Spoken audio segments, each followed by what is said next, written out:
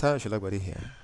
I'm creating this this short video to demonstrate how you can quickly introduce a query interface like this one.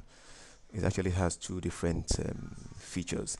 Into your worksheet or your workbook, whenever you have a large database table, what you see here is a database of my contacts from my website, one of my websites, and these tables can be quite big. I mean, people do all kinds of. You have your accounts, you have your financial records, you have your other kind of records, employee records, and all of that in Excel. And you have these long, almost endless rows of individual records. Now, scrolling through them to read the different entries on the different columns of fields can be quite a task.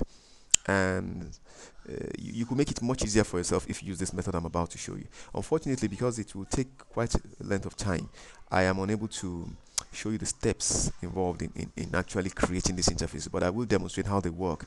And I assure you, with a little effort, you can actually create a similar thing and make it easier for you to read whatever is on your huge spreadsheet database tables. Right, so if we go here, take a look at the table. The first name is Adano DJ Sholadewale, and on and down like that. See, what I've done here is to use what is called a validation list in this first feature. Okay, and the validation list allows me to create a drop menu that feeds off from this column, the names column, for instance. Basically, what I want to do is I choose a name and I want every other record corresponding to the fields in the database table. Subject, comments, requests, how found, date, time, and all of the others, whatever they are. And it brings them, as you can see, I've transposed the column headings, okay, into row labels. And so automatically using this mixture of index and match formulas. So this index function, the match function are being combined. And you've got to go and you might want to explore in Excel help or online and find out how those functions actually work. But basically you combine them, and that allows you to query the big table we have here to bring out whatever is corresponding to each of the names you choose from the drop list.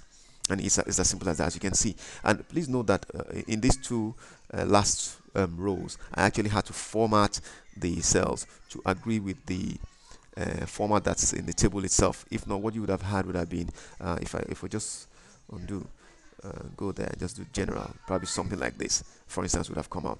But what I did was basically you just borrow the formatting from one of the cells here and put it right on top of it once you've done your setting, and that's it. And then maybe you align it. Now there's another option. You use what is called a form control. Okay, this is a scroll button, and what we do is if you right click on it and format the control, you can set for instance, I know the number of records is about 300, and then I make the incremental change 1 so that it takes this, it's work with the serial numbers here.